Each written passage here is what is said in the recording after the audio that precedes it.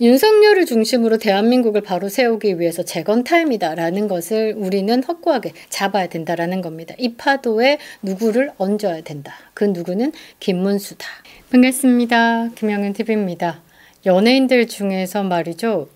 입을 여는 순간 그 이미지가 나락으로 가는 그런 폭망 캐릭터가 있잖아요.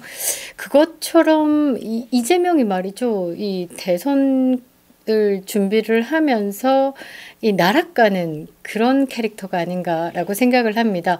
그러니까 이제 몰랐을 때는 이재명이 처음에 빵 터졌을 때는 경제 대통령도 먹히고 뭔가가 다 먹혔는데 이 시간이 지나면 지날수록 이 이재명에 대한 한계가 드러나면서 이제 남은 건 나락밖에 없구나라는 게 느껴지는데요.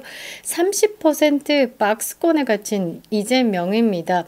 대통령은 불가능합니다. 이 30%를 넘지 않으면 사실 40% 초반도 위험하죠. 그런데 문재인이가 41%로 대통령에 당선되었던 그 19대 같은 경우는 이 보수가 분열을 하면서 얻어 걸린 케이스다라고 보고요. 이 40% 초반도 사실 대권 을 쥐기에는 굉장히 위험한 수치인데 이 이재명은 30%에 갇혀서 헤어나오지를 못하고 있습니다.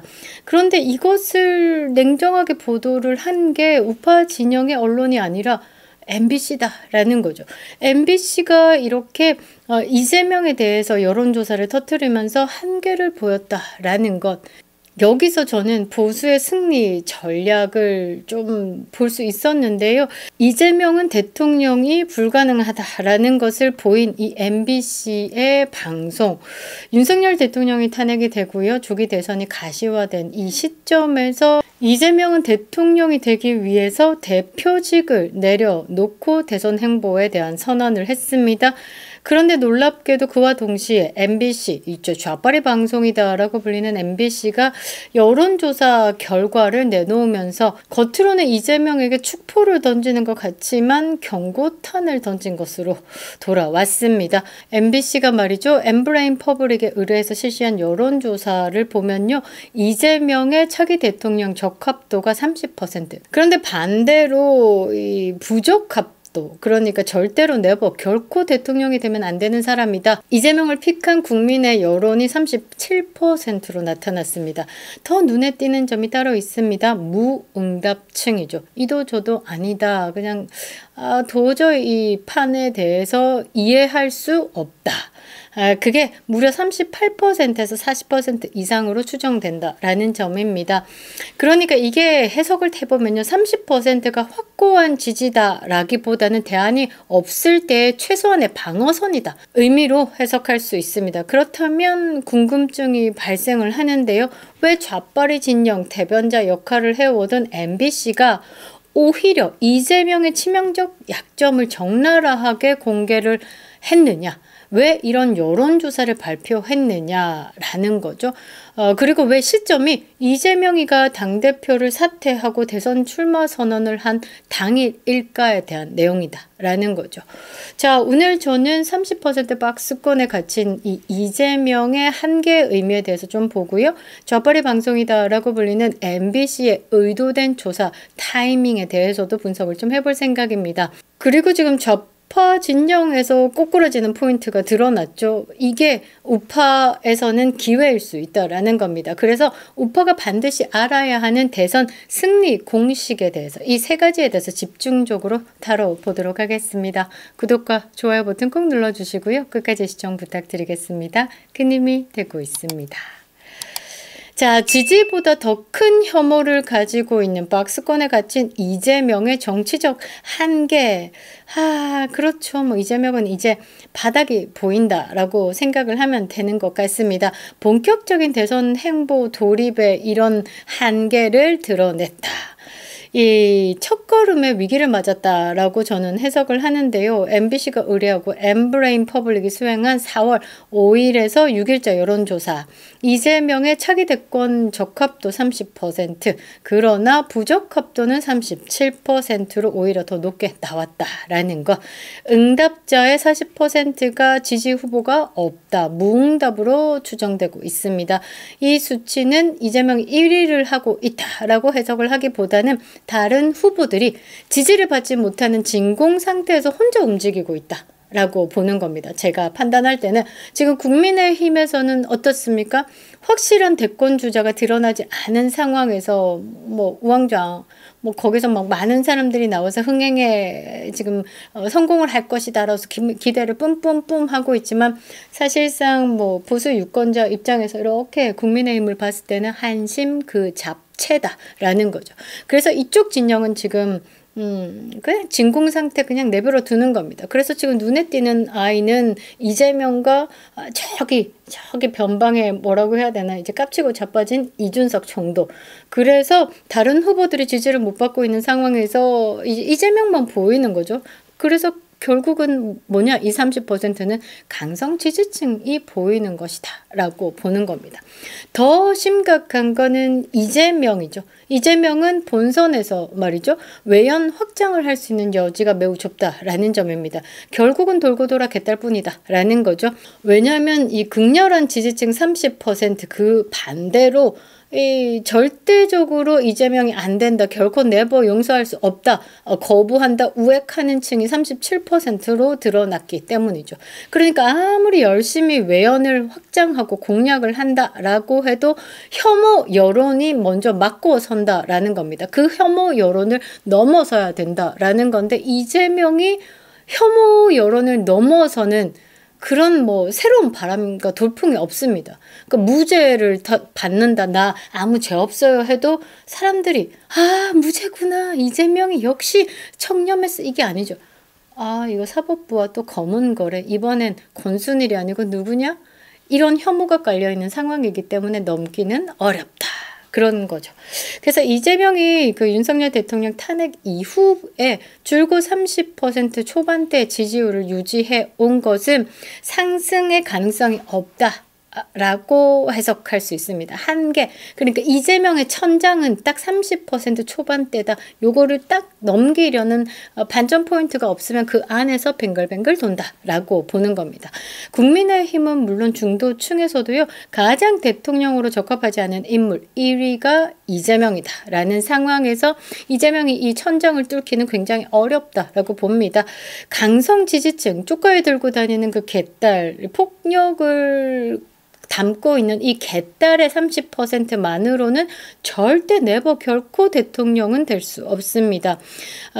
지금 조기 대선처럼 중도와 무당층의 판단의 더 큰 변수로 작용하는 지금입니다. 그런데 이재명은 출발선부터 스스로 벽을 세우고 들어간 셈이다 라는 거죠. 그래서 승리하는 가능성이 더 높죠. 부정선거만 막아내면 말이죠.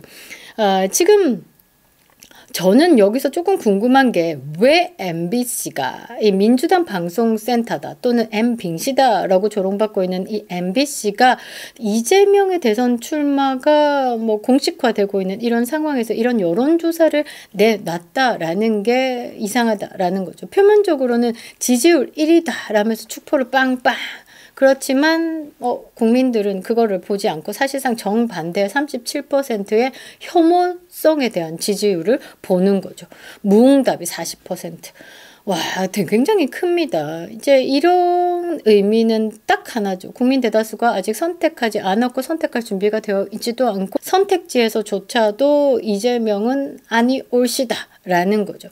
이게 단순한 여론이 아니라 이재명을 선택하지 않겠다라는 국민의 결심이자 경고장이다 라는 겁니다. 우파에게는 이런 박스권의 프레임이 기회다라는 말이죠. 이 좌파가 말이죠, 뭐 대선 국면이 본격적으로 시작되면 이재명의 지지율이 폭등할 것이다. 이거 어디서 많이 들어보지 않았습니까? 한동훈을 올려치기 하는 그 한측관들이 뭐라고 얘기했냐면, 윤석열 대통령의 지지율은 과표집된 거고 한동훈이 정치에 복귀할 경우 한동훈을 지지하는 지지 세력이 폭발할 것이다 라고 얘기했는데, 지금 한동훈은 5%에서 왔다 갔다 하고 있고 최근에는 뭐 한 10% 뭐 이렇게 올려치는 여론조사가 있더라고요. 뭐 그런 건 저는 사실 믿고 있지는 않습니다. 체감하는 여론조사라는 게 있잖아요. 한동훈을 지지한다? 한동훈이 꼭 대선에 뛰어왔으면 좋겠다? 한동훈이 돌아와서 기쁘다라는 그런 지지층의 목소리가 제 주변에는 1도 없습니다. 이게 여론조사에 그냥 반영된다라고 봐야 되겠죠. 여론조사에서 1%, 뭐 5% 이거는 없다라고 보는 게 맞는 거죠. 그래서 이 좌파 진영에서 대선 국면이 본격화되면 이재명의 지지율이 폭등할 것이다 라는 건 그냥 희망사항 정도로 받아들이시면 될 것 같습니다. 현실이 완벽히 다르다라는 거죠. 조기 대선 국면에 돌입했습니다, 이미. 그리고 지금 50일 조금 남았죠. 결국 마지막에 한 달이 이제 피크겠죠. 그때는 뭐 올인을 해야 되는 겁니다. 이 남은 한 달을 폭발시켜야 되는 거. 그런데 이재명은 이 지지율이 오르지 않을 것으로 저는 보고 있습니다. 오히려 무응답층의 방어막에 가로막혀서 이 30% 박스권에서 벗어나지 못할 거다라고 생각을 하는데, 이게 바로 우파의 기회다라는 거죠. 박스권 프레임을 고착화시킬 골든타임. 자, 그러면 이쪽 진영에서는 어떻게 나와야 되냐. 확장성 없는 이재명의 사법 리스크가 저 30% 천장을 못 뚫을 거야 라는 언론 플레이를 계속 해야 되는 겁니다. 그래서 지금 제가 쇼츠를 굉장히 많이 방출하고 있는데, 그 쇼츠 방출의 내용들을 좀 보시면요. 이재명 안 되는 이유, 그리고 언론이 어떻게 지금 조작하고 있는지 우리는 그것을 다 깨고 대통령에 집중되는 사람을 봐야 된다. 어떤 사람? 어게인 윤석열을. 그래서 제가 지금 쇼츠를 좀 많이 방출하고 있는데, 이게 우파에는 절호의 기회다라는 겁니다. 이재명을 30%에 가둬놔야 되겠죠. 그 다음에 윤석열 정신을 계승할 강력한 후보로 그 무응답층을 결집시켜야 되는 거죠. 40%대 득표로 승리를 거머쥐는 전략이 반드시 필요합니다. 여기서 가장 중요한 게 뭐냐면 2030의 목소리를 담는 겁니다. 2030이 지금 윤석열 어게인을 외치면서 거리 행진을 계속하고 있습니다. 시작은 작은 것 같지만요. 이 2030의 힘이 뭐냐면 폭발적인 이 SNS 활동입니다. 굉장히 빠르다라는 거죠. 실시간으로 치고 오는 것, 그리고 실시간으로 방어하는 것, 확장하는 것, 이거의 캡 왕짱이다라는 거죠. 그래서 저는 이 언론 플레이가 이 레거시 미디어를 장악하고 있는 이 좌쪽의 진영을 넘어서는 이 2030 세대의 폭발적인 SNS 활동이 저는 기대가 되는 거죠. 반드시 이 40%의 무응답층을 우리 쪽으로 가져오는 그 전략이 필요할 때입니다. 윤심을 담은 깃발 아래 결집을 하자라는 것을 드러내야 되는 거고, 이 비상계엄의 그 방식에 대해서 불편한 국민들에게 방식을 보지 말고 왜? 라는 질문을 던지면서 지금 대한민국의 친중의 세력들에 대해서 혐오가 되고 있죠. 이제 반중 정서가 아니라 혐중 정서잖아요. 거기에 혐중 정서를 얹으면 되는 겁니다. 비상계엄이 잘못됐어. 민주주의를 어떻고 저떻고. 아니 그러면 이런 식으로 이야기를 하는 거죠. 체제 전쟁인데 반중 혐중 정서를 얹어버립니다. 그러면 선택을 하겠죠. 중국은 아니지 않아? 우리가 중국 아래 가는 건 아니지 않아? 아니야. 근데 잘 생각해봐. 네가 생각하는 길이 중국과 함께 가는 길이야. 중국 사회주의 국가로 가는 거야. 선택에서 어디를 선택할래? 자유냐? 뗏놈이냐? 그랬을 때의 선택지를 보는 거죠. 요거 작업을 2030들이 매우 잘한다라는 겁니다. 그래서 저는 기대를 하는 거죠. 이재명이 왜 대통령이 되어야 하는가, 뭐 이런 이유에 대해서도 이야기를 해볼 수 있습니다. 이재명이 대통령이 되는 건 살기 위함이야. 본인의 사법 리스크를 어떻게 없애는 방법은 단 하나. 대한민국에 방법 없어. 대통령이 되는 것밖에 답이 없어. 이재명은 현재 5건의 재판 그리고 12건의 선고를 앞두고 있습니다. 대선 승리를 통해 가지고 헌법 제84조의 불소추 특권을 적용받으려는 시도를 했죠. 그래서 40여 개의 목숨을 걸었다라는 겁니다. 자, 우리는 어떤 포인트를 좀 띄워야 되냐면 김문수 전 장관의 발언을 띄워야 하는 겁니다. 김문수 장관이 4월 9일에 대선 출마를 선언하면서 뭐라고 했느냐. 이재명은 조국보다 더 심각한 중범죄 피고인이다 라고 했습니다. 이재명을 당대표로서 대선 주자로서 다루는 게 아니라 피고인으로 다뤄버린 거죠. 이런 프레임 작업 굉장히 탁월했다라고 봅니다. 그런 인간이 대통령이 된다? 한 나라의 대통령이 된다? 그럼 헌법 위에 범죄인을 앉히는 것이다. 그리고 나라 쪽팔리는 일이다 라는 것을 많이 심어줘야 된다라는 겁니다.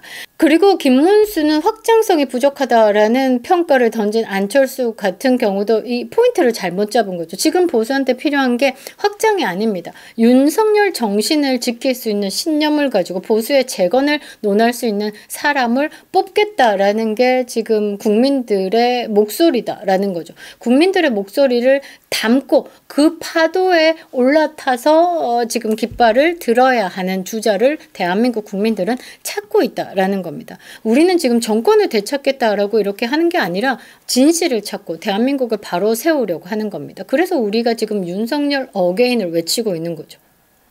정말 소름 끼치지 않습니까? 윤석열 대통령은 전 대통령으로서 떠나셨습니다. 그런데 그 잔상이 매우 강하게 계속 남아있다라는 것이죠. 그래서 제가 김문수 플러스 서초동 윤은 승리다라고 했는데요. 왜 그렇게 적었냐면 DJ, 동교동계, DJ 이게 하나의 상징처럼 만들어졌잖아요. 그런 상징성이 정치의 영향력을 굉장히 둔다라는 거죠. 말로만으로도. 그래서 윤석열 대통령의 이 영향력을 지우면 안 되는 겁니다. 그러면 공경에 처하는 상황에서 우리 국민들이 지켜내주지 못한다라는 거죠. 국민 여론이 계속 윤석열에 대한 그 원함을 가지고 있다라는 것을 계속 언론에 뿜뿜뿜 해야 되는 겁니다. 지금 2030들이 이제 오프라인으로 활동을 하고 있어서 이게 잘 매치가 돼서 폭발을 하고 있는데 앞으로 우리가 쭉 이제 윤석열에 대해서 영향력을 계속 던져야 되는 거죠. 그래서 저는 서초동 윤 서초동 이렇게 해가지고 지금 프레임을 좀 짜고 있는데 윤석열을 중심으로 대한민국을 바로 세우기 위해서 재건 타임이다라는 것을 우리는 확고하게 잡아야 된다라는 겁니다. 이 파도에 누구를 얹어야 된다. 그 누구는 김문수다라는 겁니다. 앞으로 이 자유우파의 깃발을 들고 싸우기 위해서 프레임 전쟁에서 승리하기 위해서 제가 많은 노력을 할 예정입니다. 우리는 기억해야 되겠죠. 윤석열의 정신을 말이죠. 지켜내겠습니다. 자유 대한민국을 말이죠. 그립다 윤석열. 김영윤 TV였습니다.